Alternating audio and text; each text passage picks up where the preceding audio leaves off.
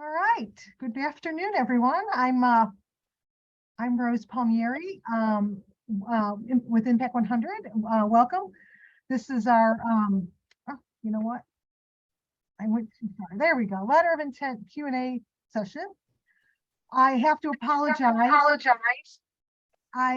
We intended to have the recording of our training session from last week posted on the website, and it hasn't made it there yet. So hopefully by the end of the week, which is tomorrow, we'll have that. Again, I apologize. The actual PowerPoint is posted on the website. So hopefully y'all who didn't make it last week were able to at least look at that. So obviously we're Impact 100, Women Changing Lives, Together Changing Lives. I'm going to do a short intro and then we're going to just do a quick review of our grant cycle and the letter of intent components, and then we'll open it up for questions. Again, I'm Rose Palmieri with Impact 100, and joining me today is Janet Collins, Carolyn Beezer, and Lisa DeGate. We're all on the board and I'll play a role in our grant process. So really quickly, we are here and we've obviously opened up our letter of intent process. December 15th, our letter of intent is due December 15th at noon Eastern time. And I'll keep reminding you of that. Then in January, we'll announce how many grants we'll actually have. Impact does its membership on a calendar year basis, and we don't know how many members we have until the end of December, and therefore we don't know how many grants we'll actually be able to give out. And then our teams start reviewing the letters of intent, and they spent a few weeks doing that, such that by around mid-February, we'll be notifying all of you applicants whether or not you need to submit a grant application, or we'll thank you and thank you for your time, and obviously you're open to apply the following year. In March, the full grant applications are due. And then again, the teams will get back together and review the grant applications. And from there, we'll select organizations to do site visits. And then in June, we announce our finalists. And then in September, our members get together and we select our finalists. Each of us have a vote to do that. So let's see. Basic components of our letter of intent, organization information, the LOI contact and executive director name, title, blah, blah, blah. If there's any change in that, please notify us, again, at grants@impact100.org, because those are the names that we will use to connect with you. So after the letter of intent, we'll send out the letters to say, fill out a grant or don't. And the name and email that is listed there is what we'll use.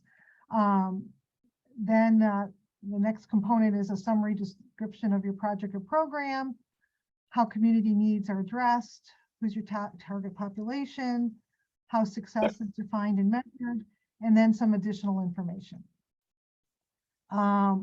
We will request a budget for your project or program. At this stage, we categorize those amounts into these, what is it, 1, 2, 3, 4, 5, 6, 7, 8, 9 categories. Obviously, if it doesn't fit in one of the 8, you can put other, and then there's a descriptor box where you can explain where the other is. It needs to equal $100,000. Please do your math. You'd be surprised how many people make a math error. A lot of times it's because of a data entry error, but appreciate you double checking that. And if you have another, there's an opportunity to describe what that is. Obviously, if your total inputs don't equal 100,000, we'd like you to correct that. Then additional information to support your budget, that's a text box that you can tell us more. If you need more than $100,000, how are you going to secure those additional funds? And then how are you going to sustain your project and program after our funds have been exhausted? You have an opportunity to save and continue your application. And when you do that, you get this screen where it gives you a link Impact And 100 LOI if you could, Q&A. if you could mute everybody, thank you. I appreciate it. If you save and continue, you put an email address in here. That email address, I'm getting feedback on my own computer. We'll give you a link, and then it'll either email to this email account. I'll get copied on it. So if for some reason your email is wrong, you can come back to me again, grants@impact100.org, and hopefully we'll be able to find it. You obviously can submit your application at some point, and when you do that, you get this message. But once you hit submit, you can't go back and make any changes. You will get an email confirmation of what you've submitted, and to just love it. Every time you do a Zoom call, you get an unstable connection. I don't understand. Or maybe I'm unstable. I'm not sure which. So anyway, once you submit it, you'll get this message. You'll get an email confirmation sent to you based on the email that you put in the application. So you'll be able to see what you submitted. If for some reason you realize you made a mistake, once you hit submit, you have to resubmit it. And one of the things we encourage you to do, and I think this is, that it was there, but it's not, is to, especially in the text boxes, do the work in Word and then just copy and paste into the document. So at least then you can go back and make changes. I'm awful in typing, so I love Word to be able to correct me. Some of the common questions that we have is, will impact fund operating costs? And the answer to that is yes, we will, if it's associated with that project or program. We will not fund your basic operations, but we will fund your expenses associated with your project and program, which may include operating costs such as salaries and overhead. Can you collaborate with another nonprofit? Absolutely. And we'll talk later. Or if collaboration means that you two are partnering, you and another agency are partnering on this project and program.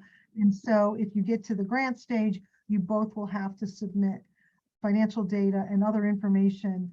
But one of you is the key, is like the lead, is the fiscal responsible agency. And that's the nonprofit employer identification number we will go by. Can you submit more than one application? No, one a year. If you get selected, if you're a grant recipient, you have to wait 3 years before you can apply again. And can you use the funds over multiple years? Absolutely. You have up to 3 years to spend the money. So again, our application is live on impact100.org. Apply for grant, application process, and there's a big box where you click the letter of intent application form. You can do save and continue, and you have to return to this link to go back to what you had started. So I'm going to open it up now. I'm going to stop sharing my screen so I can see your lovely faces. And we do have one question in chat, Rose. Okay. Question has to do with the LOI requiring budget and budget narrative. Is that required in the LOI or only when invited for full application? When we say budget for the LOI, it's the project budget. So if you want money to renovate something or another, it's how much do you need for labor, materials, and so forth. That's what we're looking for. We're not interested at this point in your organization's overall financial stability. We request that at the grant stage. So this is just, who are you? What do you want to use our money for? And what's the money, you know, and who's your target population and so forth.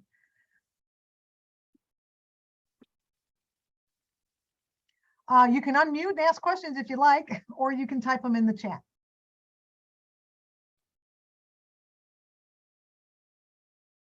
We do have frequently asked questions on our website, so hopefully you've seen that. We do try to update them.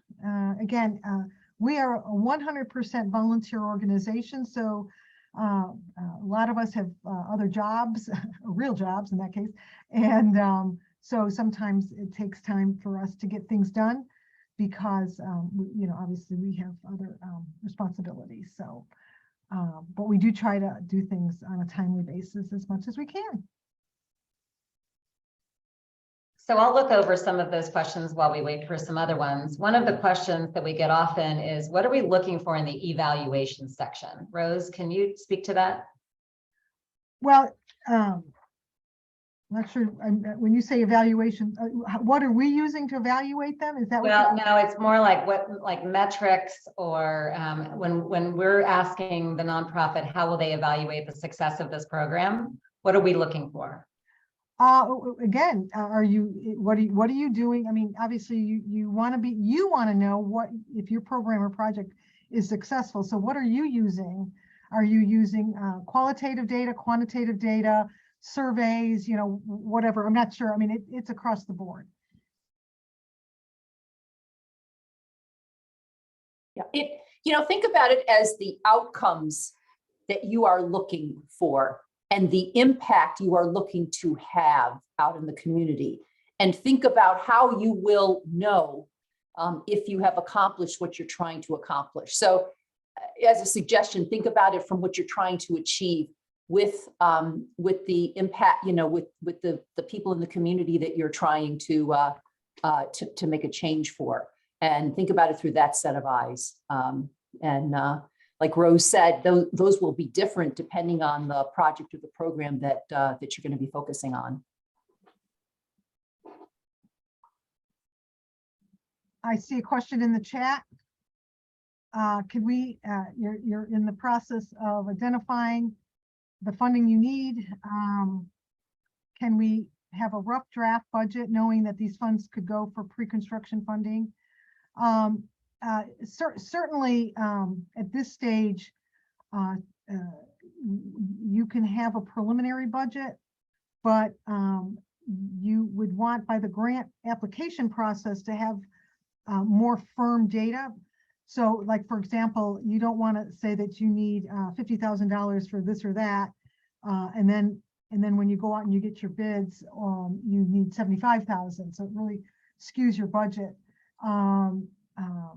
So you want to have, and then my question back to you is, are you too early in the process that possibly you might want to wait a year before you come back at us with your request for your project? So again, it's a matter of our members will look at what it is you're doing and what kind of money you need, and is our money going to cover all of it or a part of it? And it's in general, you don't have to be 100% accurate, but you want to be as close as you can. Carolyn or Janet, do you have anything you want to add to that? That sounded good. Yeah, especially during the pandemic, we did have some pivoting on budgets between letter of intent process and the grant application itself. And of course, we had to be very understanding about that since things were changing so quickly in general. Question, do we have to ask for $100,000 exactly, or can it be less? It has to be exactly $100,000. It cannot be less, and it can't be more, because all we're going to give you is $100,000. So if your project requires $120,000, where's our $100,000 going to pay for? And then how are you going to get the other $20,000, which is another question in our application. Do you have specific funding priorities, areas of focus? So we have 5 focus areas. None of them are more important than others. And part of your application, you do have to declare whether your project or program fits under health and wellness, education, environment, recreation, and what's the other one? Forget what the other one. And then family or culture. Thank you. Environment, recreation. Come on, what's the other one? Environment, recreation. Health and wellness. No. Under environment, it's environment preservation. Preservation. There's a P. There's a environment, preservation, and recreation. And recreation. Yeah. A mind is a terrible thing to use. Okay, let's see. There's a long question here. you want me to read it to you? No, I'm reading it first and then I'll try to paraphrase.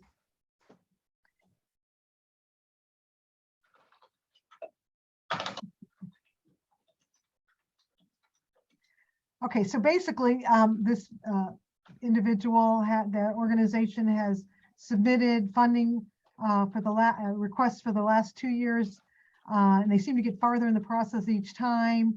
Project still needs funding. And do we recommend submitting a proposal for this project again, or pivoting and focusing on another project that we are seeking funds for? And I'm gonna answer that by saying whatever you think is best. I can't tell you what to do. You have to decide what you want to do. Well, and the way that the organization operates is that we have 5 grant review teams, and it could be a totally different group of women that are looking at this application compared to the previous year. So assume that, you know, it's a brand new year, and make a compelling story for your project, and it will be considered. And it also depends on what the the other applications that particular group sees. It really could just be a roll of the die that it's there's something else that's more compelling in that group of applicants. We have so many compelling grant applications, you know, because you all are doing compelling work out in the community. So, you know, we wish we could fund everything that comes in to us, to be honest with you. So it's never an easy thing for us to do, to have to say no. But there is a lot of wonderful work going on by all of you. Well said. Rose, we have another question. How many applicants do we typically receive each grant cycle? Well, it varies because, you know, obviously, you know, the community has to come to us. And I would say that anywhere that what I've seen since my tenure in the organization, anywhere from 75 to 120 applicants, and any range in there. So it really all depends. Yeah. And Rose, there's a question from the FAQs that might be on people's minds. We are a small nonprofit and very new. Will we still be considered? So the answer is, of course. I mean, you're filling out your application. We will consider it. We will review it. What we will make sure of is that you are a 501c3 or 509A nonprofit as recognized by the federal government, and that your project serves one of our 10 counties. And there's another criteria that I can't think of off the top of my head. But those are the things we'll look for. As long as you meet that, your application will be considered equally amongst all the other applications. And Rose, maybe you can comment on this. One of the things about small is depends on everyone's definition of what small is. Think about your capacity to be able to act on and utilize the funding, you know, and so I think that's really, you know, something to think about. It's not so much about the size of your organization or the size of, you know, your current team, but, you know, can you execute on the work that you're looking to do with your team? And I think that's one of the many things that the grant review teams would be looking at. Yeah, and I see this question is it the impact and potential stability, or the question was, is the size of the organization, staff budget, et cetera, a factor, or is the impact and potential stability scalability? Yeah, I can read. More important. And I would say initially it's the impact and potential scalability that we would be looking at. I think budget size and what Lisa was talking about may come in at the grant phase when we start to learn more about your organization, or at the site visit, quite honestly, because we learned so much in that process, because that's an opportunity for us to speak with you in person, and for you to ask us questions and for us to ask you direct questions. So one of the questions we do ask now is we do break out budget organization size in 5 categories, so that we can look at one of the factors we would consider is you've got these very large, well-funded organizations and these startup organizations, and we want to make sure we respect both of them for what they give to the community with the resources that they have.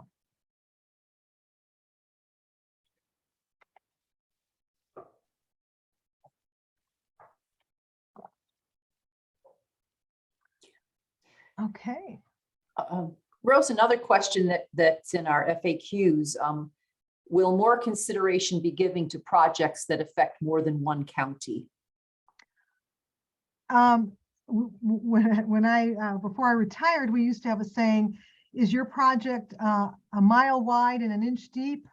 You know, in terms of the work we were doing for the for-profit corporation I worked for, or is your project or program an inch wide and a mile deep? And both of them are certainly factors to consider. I think there was a terminology Janet used, and I can't think of it right now, but yeah, is it the project serve fewer people with deeper change or greater numbers of people with smaller change? And both of those are valid. The fact that something is reaching a broader audience, which would be multiple counties, is just as important as reaching a smaller audience, but getting into what I would call deeper issues. I know these are a lot of non-answers, but it really all depends. I think one of the biggest questions we ask is it transformational? Whether it's a deep within a small segment or wide within a large segment, the question that is on our minds the most is how will this be transformational for the community, for the impacted service area? It could be 20 people and wildly transformational and be worthy of a $100,000 grant.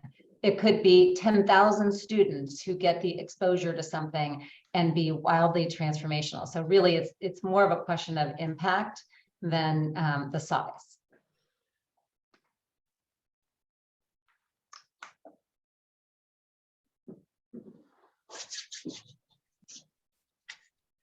Rose, do you want to talk for a minute about our emphasis on equity in grant making and the fact that there is more emphasis now on looking at sort of those equity components as we review a grant or an LOI application? I'm going to throw it back to you guys.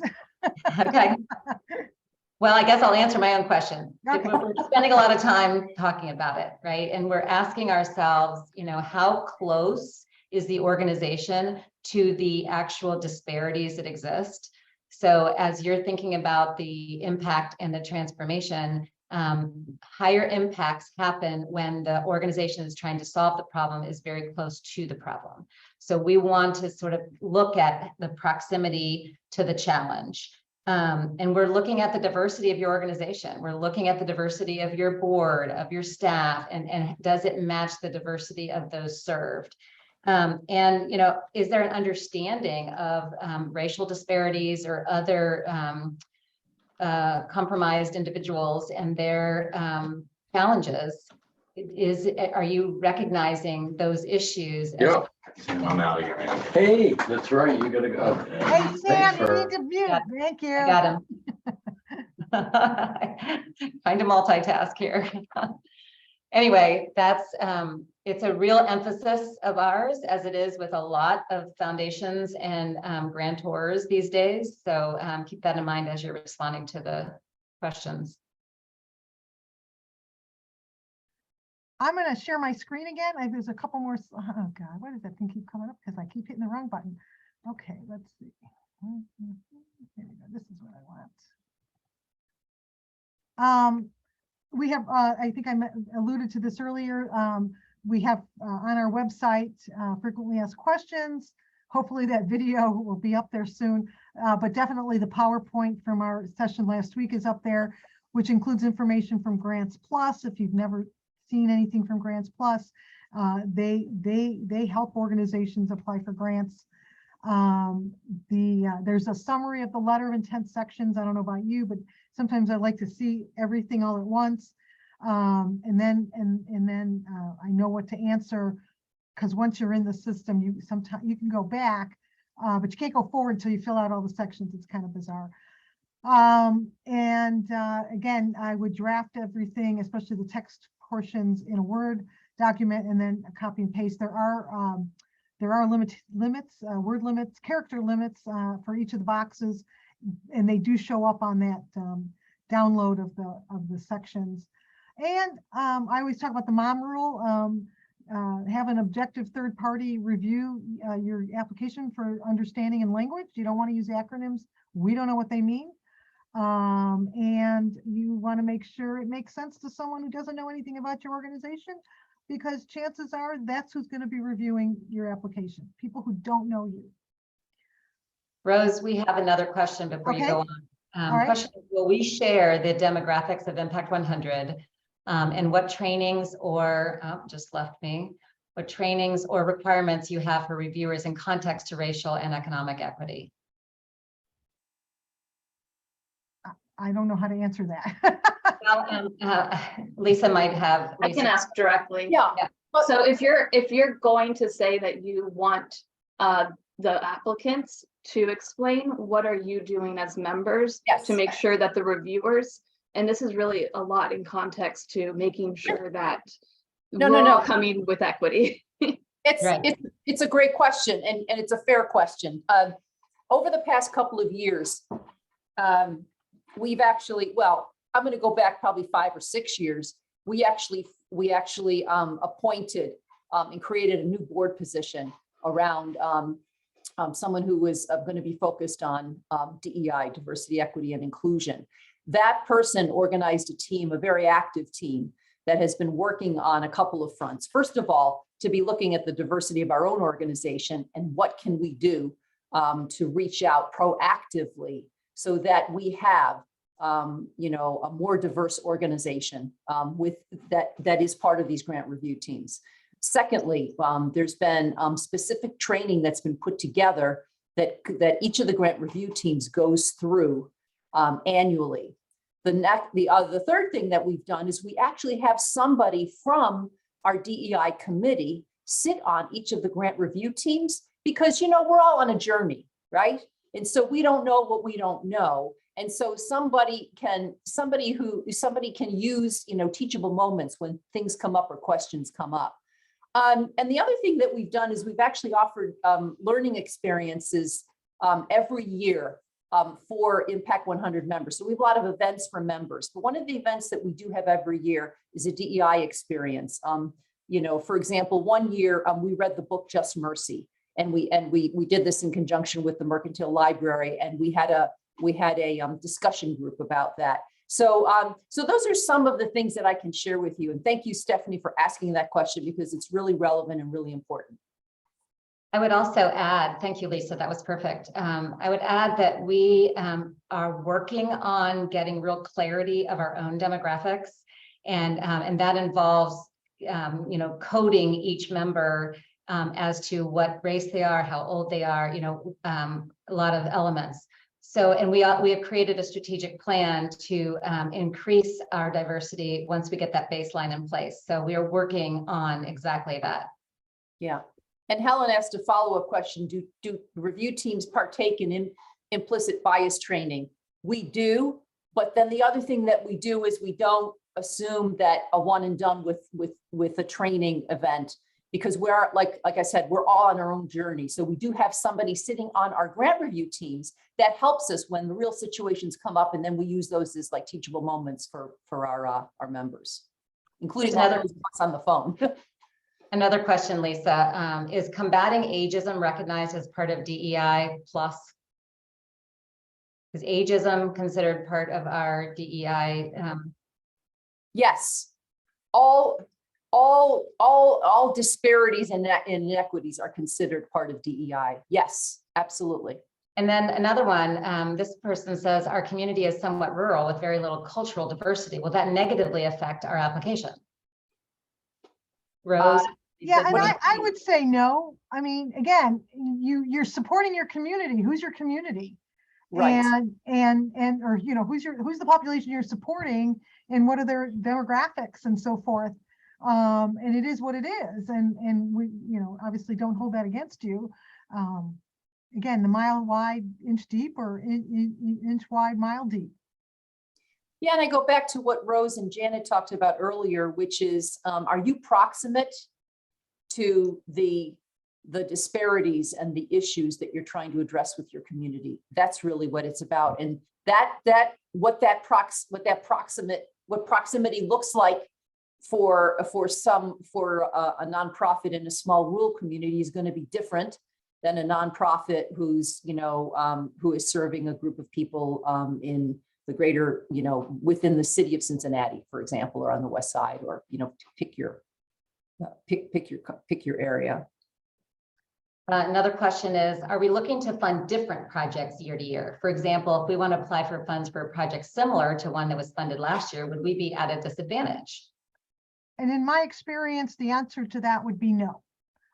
Every project is looked at in its unique, you know, bubble, so to speak, and we don't look at their past, and it is what it is. You could argue we have funded a lot of wheels in the past, and we did 2 kitchens this year, so you know, we may do a kitchen next year. I mean, it's not a consideration. I'm going to go back to my slide here. And again, our deadline is Thursday, December 15th, 2022 at noon Eastern time. The only exception to that would be if something happens to our system, which, as we all know, computers, we can't live with them, we can't live without them, but when they go down, boy, we are in deep trouble. But do not wait till 11 o'clock on December 15th to submit your application, because your system may have issues, not ours.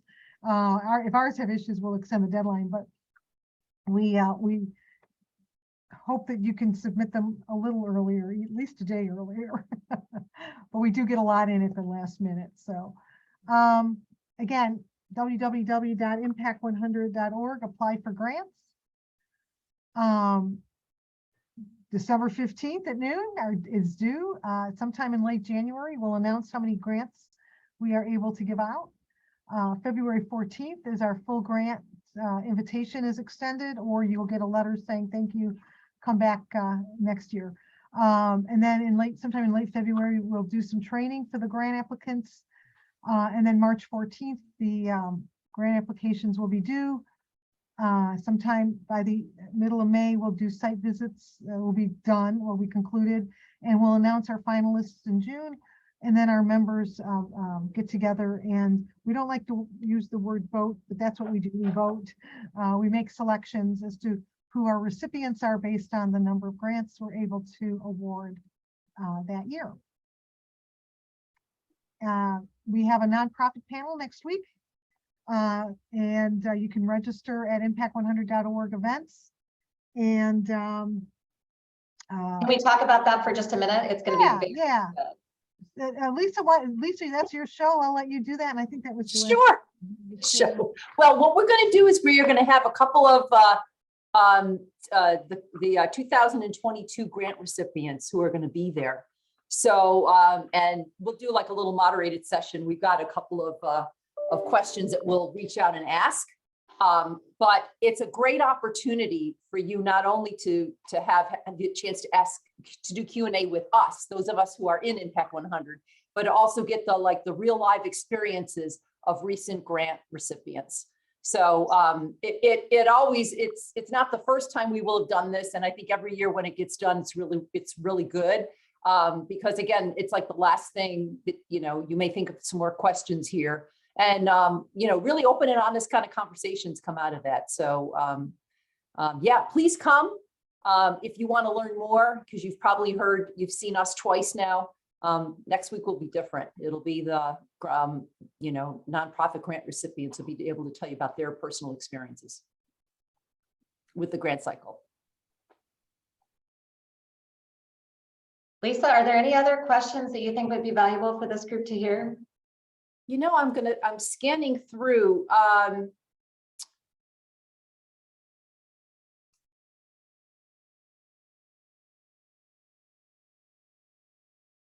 there any online tools that could help me with grant writing? Hmm. So hopefully the link that was on there is not a good link. So I don't know if Sarah Grace was able to get that off. But I tell you what, Grants Plus's presentation, which we have on our website, is an excellent resource. She makes reference to a book that they use when they do their training, and I can't remember the name of the book.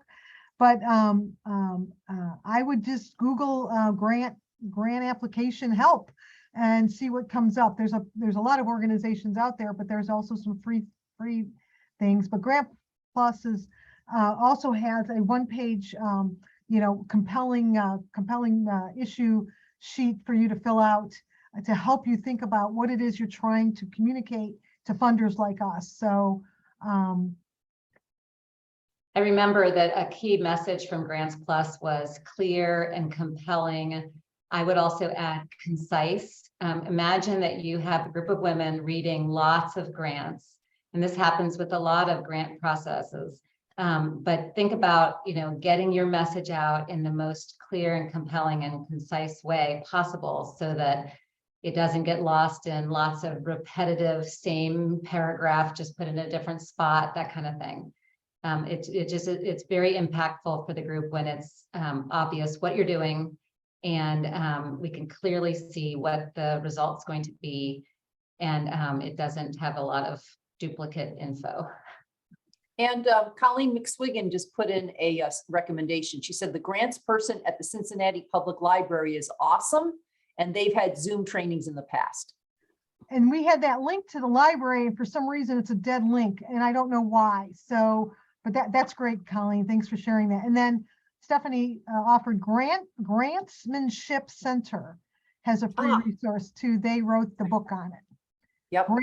So GRANTSMANSHIP Center.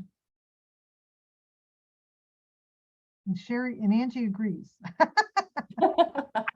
Awesome.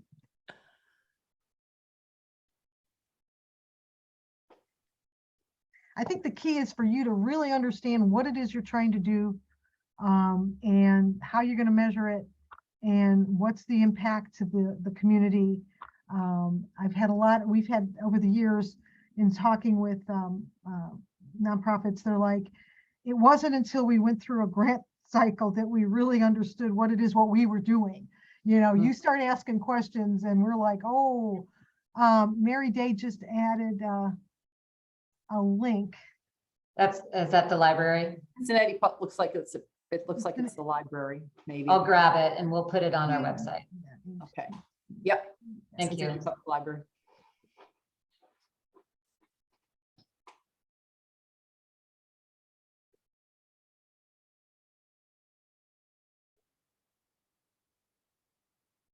Thanks, Mary. Public library. I'm not the only one who can't type. Okay, December 15th at noon, Eastern time. Right. And next week, November 17th, if you want to be part of a conversation with some of the current grant recipients At 2 o'clock, at 2 o'clock. Yes. another Zoom call. Yeah. I love Zoom. Okay. You have a good weekend too, everyone. Is that it? If you think of something later, grants@impact100.org. That'll get to me and Janet, and we'll be happy to answer your question as best we can. Good luck, and hope to see some of you next week. Okay. Take care, everyone. Thank you. Bye-bye. Bye.